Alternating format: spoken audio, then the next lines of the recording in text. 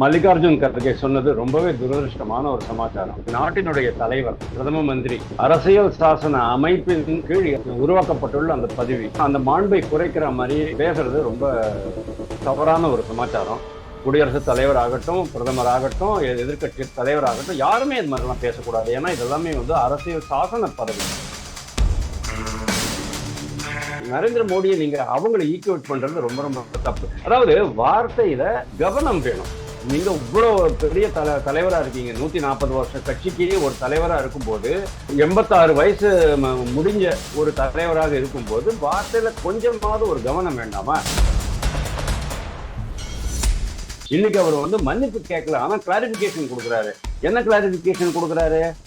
அவர் income tax இடியை வச்சுக்கிட்டு எல்லாத்தையும் மிரட்டுறாரு, அதனால அப்படி சொன்னேன். அப்போ இடியை வச்சு மிரட்டுறவன் தீவிரவாதி அப்படின்னு சொன்னா, மன்மோகன் சிங் யார் சார்? மன்மோகன் சிங் ஒரு தீவிரவாதின்னு நான் சொல்லவா? ஏன்னா மன்மோகன் சிங் தானே சார் ஆராஜா கனிமொழியெல்லாம் அரெஸ்ட் பண்ணி உள்ள போட்டது, இடியை கொண்டு வந்தது. 2006 மேல வருமான வரித்துறை ரெய்டு நடக்குது அறிவாலயத்துல. கீழே கூட்டணி பேச்சுவார்த்தை பண்றீங்க, அது தீவிரவாதம் இல்லையா? நீங்க டிஎம்கே மிரட்டலையா? நீங்க சொல்லுங்க.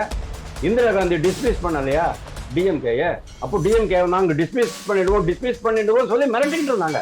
கிட்டத்தட்ட 58 அரசுகளை, தேர்ந்தெடுக்கப்பட்ட அரசுகளை இந்திரா காந்தி தான் 356 சட்டப்பிரிவை பயன்படுத்தி டிஸ்மிஸ் பண்ணினாங்க. அப்போ அவர் தீவிரவாதி இல்லையா? அதாவது எதுக்கு எதை கனெக்ட் பண்ணி பேசுறோங்கிற ஒரு அடிப்படை அறிவு கூட இல்லாம இன்னைக்கு காங்கிரஸ் தலைவர் இருக்கார். அப்படி பாத்தீங்கன்னு சொன்னா காங்கிரஸ் கட்சியில எல்லாருமே தீவிரவாதிகள் அப்படின்னு தான் நான் சொல்ல வேண்டியது. இவரே சொல்லுவார்ல, ஹைகமாண்ட் என்ன சொல்றதோ அப்படிதான் அப்படின்ட்டு இவரே சொல்லுவாரு. அப்படின்னா என்ன அர்த்தம்?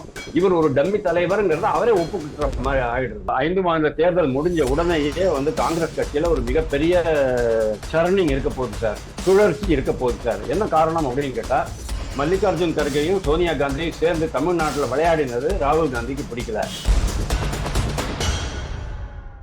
டிகோட் பாலிடிக்ஸ் நேயர்களுக்கு வணக்கம். இன்று நம்முடன் இணைகிறார் அரசியல் விமர்சகர் திரு வாசுதேவன் அவர்கள். வணக்கம் சார்.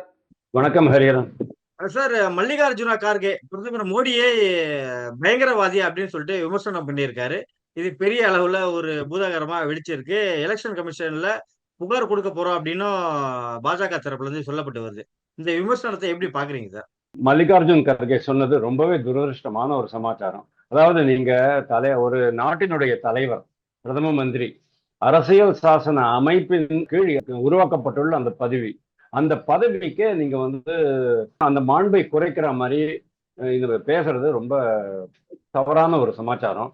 குடியரசுத் தலைவர் ஆகட்டும், பிரதமர் ஆகட்டும், எதிர்கட்சி தலைவர் ஆகட்டும், யாருமே இது மாதிரிலாம் பேசக்கூடாது. ஏன்னா இதெல்லாமே அரசியல் சாசன பதவிகள். டெரரிஸ்ட் அப்படின்னு சொன்னாரு. டெரரிஸ்ட் சொன்னா தீவிரவாதி. தீவிரவாதின்னு சொன்னா வளைகுடா நாடுகள் நீங்க பாத்தீங்கன்னா ISIS இருக்கு, ஹமாஸ் இருக்கு, ஹெஸ்போலா இருக்கு, ஹூத்திஸ் இருக்கு, நைஜீரியாவில் சில போகோ ஹராம் அப்படிங்கிற அமைப்புகள் எல்லாம் இருக்கு. இது எல்லாமே தீவிரவாதிகள் தானே. ரோஹிங்கியா தீவிரவாதிகள் தானே பர்மால. அது மாதிரி எல்லா இடத்துலயுமே, சர்வ இடத்துலயும் வியாபிச்சிருக்கிறாங்க அவங்க. அந்த மாதிரி ஒரு தீவிரவாதம் அப்படின்னு சொன்னாலே நம்மளுக்கு அதுதான் ஞாபகம் வரும்.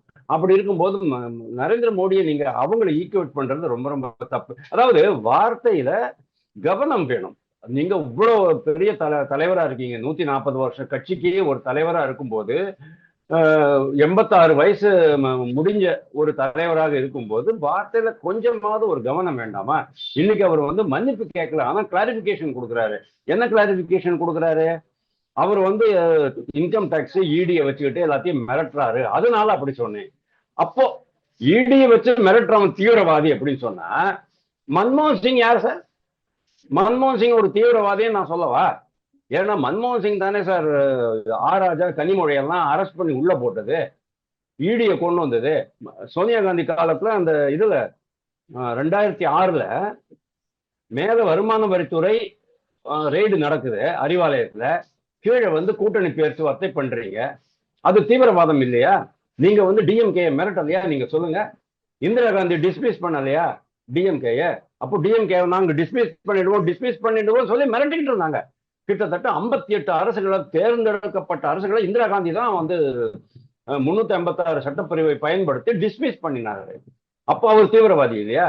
அதாவது எதுக்கு எதை கனெக்ட் பண்ணி பேசணுங்கிற ஒரு அடிப்படை அறிவு கூட இல்லாம இன்னைக்கு வந்து காங்கிரஸ் தலைவர் இருக்கார். அதற்கேத்த மாதிரிதான் நம்ம அவருக்கு மேல இருக்கிற ஹைகமாண்ட் இவரு வந்து தலைவர் தலைவர்னு சொல்றாருல. பிரவீன் சக்கரவர்த்தி என்னை வந்து பார்க்கவே இல்லை அப்படின்னாரு. விஜய் கூட பேச்சுவார்த்தை நடத்துறீங்களான்னு கேட்டதுக்கு பிரவீன் சக்கரவர்த்தி என்னை வந்து பார்க்கல, நான் தான் தலைமை அப்படின்னாரு.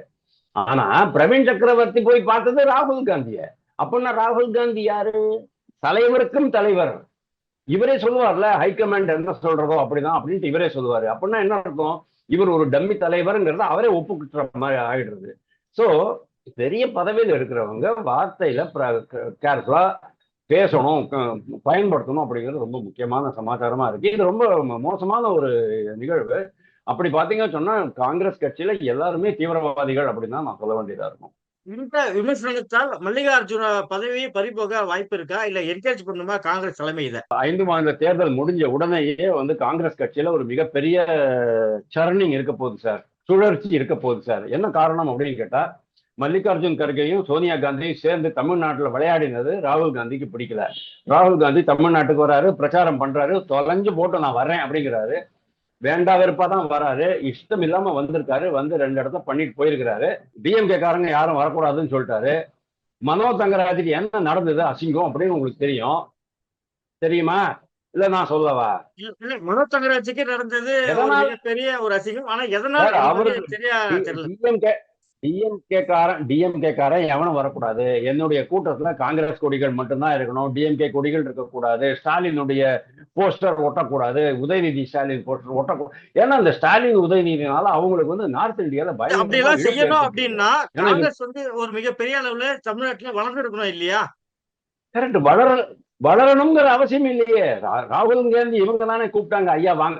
ஏங்க கனிமொழி போய் தூது போனாங்க, சவரிசன் தூது போனாரு, இன்னும் 2 பேர் தூது போனாங்க, ஆராஜாவும் செல்வ பிறந்தகையும் தூது போனாங்க டிஎம்கேக்கு சார்பா. அப்படியும் கூட அவர் வந்து மசியிலேயே தொகுதி பங்கீடு பேச்சுவார்த்தைக்கு ராகுல் காந்தி வரவே இல்லையே. அதுக்கப்புறமா இவங்க என்ன பண்ணாங்க, ப. சிதம்பரத்தையும் செல்வ பிறந்தகையும் வச்சு அந்த டீல் போட்டுக்கிட்டாங்க. இதுதான் ராகுல் காந்திக்கு பயங்கரமான கடுப்பு. அதனால தான் ராகுல் காந்தி தமிழ்நாட்டுக்கு வந்து மு.க. ஸ்டாலினை பார்க்கல, கூட்டு பிரச்சாரம் பண்ணல.